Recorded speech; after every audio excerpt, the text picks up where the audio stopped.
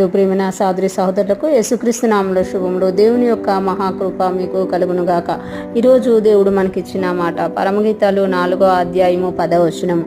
సహోదరి ప్రాణేశ్వరి, నీ ప్రేమ ఎంత మధురము, ద్రాక్షారసము కన్నా నీ ప్రేమ ఎంత సంతోషకరము.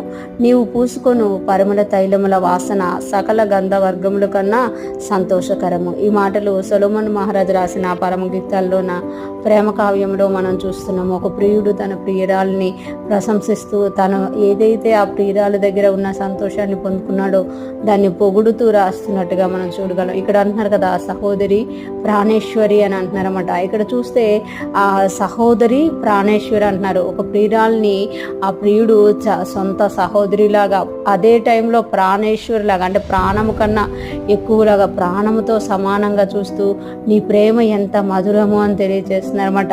అంటే నువ్వు ఎంతగా నన్ను ప్రేమిస్తున్నావో నాకు తెలుస్తుంది అని చెప్తూ, ద్రాక్షారసము కన్నా నీ ప్రేమ ఎంతో సంతోషకరం అన్నారు. ద్రాక్షారసం కన్నా నీ ప్రేమ ఎంత సంతోషకరం అంటే, ద్రాక్షారసం త్రాగినప్పుడు ఎంత సంతోషమైతే వస్తుందో, నీ ప్రేమను ఆస్వాదిస్తున్నప్పుడు అనుభవిస్తున్నప్పుడు నేను అదే సంతోషాన్ని పొందుకుంటున్నాను అని చెప్తున్నాను అనమాట. ఇంకా అంటారు కదా, నీవు పూసుకుని పరిమళ తైలముల వాసన సకల గంధవర్గముల కన్నా సంతోషకరం.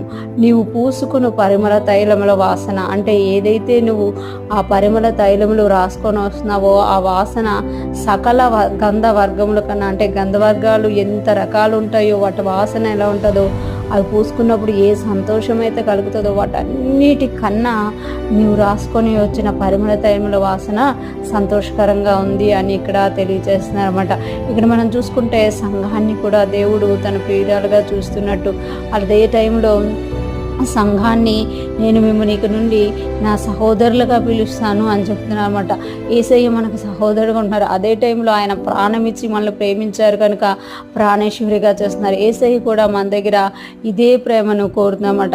ఎలాగైతే పరమగీతాల్లో ఉన్న ప్రియుడు తన ప్రియురాల ప్రేమను ఆస్వాదిస్తూ నీ ప్రేమ ఎంత మధురము, ద్రాక్షారసము కన్నా నీ ప్రేమ ఎంత సంతోషకరము అని తెలియజేస్తున్నారు. మన ప్రేమ కూడా యేసయ్య పట్ల అలా ఉండాలి, అలాగా యేసయ్య మన గురించి పలకాలి అనేది ఇక్కడ ఉద్దేశం అనమాట. ఇంకొకటి చూస్తే నీవు పూసుకున్న పరిమళ తైలము.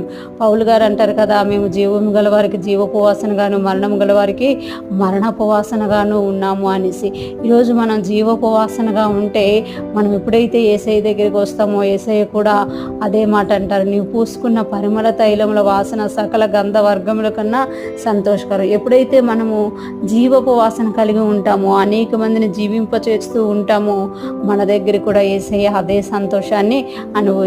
ఈరోజు ఫ్రెష్ మనం ఉంటున్న ప్రతి ఒక్కరం కూడా రాబోతున్న మన ప్రియుడి కొరకు మనం సిద్ధపడేవారుగా, ఆయన మన కొరకు ప్రాణం ఇచ్చి ప్రేమించారు. మనము ఆయన ఏది ఆశిస్తున్నారో అది ఇచ్చి ఆయన్ని ప్రేమించే వారంగా, ఆయన ఎప్పుడు మన యొద్దకు వచ్చినా మన దగ్గర ఆయన సంతోషాన్ని పొందుకునేటట్టుగా మనము జీవించాలి అనేది దేవుని యొక్క ఆశ. అటువంటి గురి కలిగిన వారమై మనల్ని ప్రేమిస్తున్న దేవుణ్ణి ప్రేమిస్తూ ఆయన్ని ముందు పెట్టుకుని ముందుకు సాగిపోదాముగాక. ఆ ప్రియుడు ఎప్పుడు మన యొద్దకు వచ్చినా మనం ఆయన్ని ఎదుర్కొని సంతోషంగా ఆయనతో ఉండేటట్టుగా మనము సిద్ధపడదుముగాక. ఆమేన్.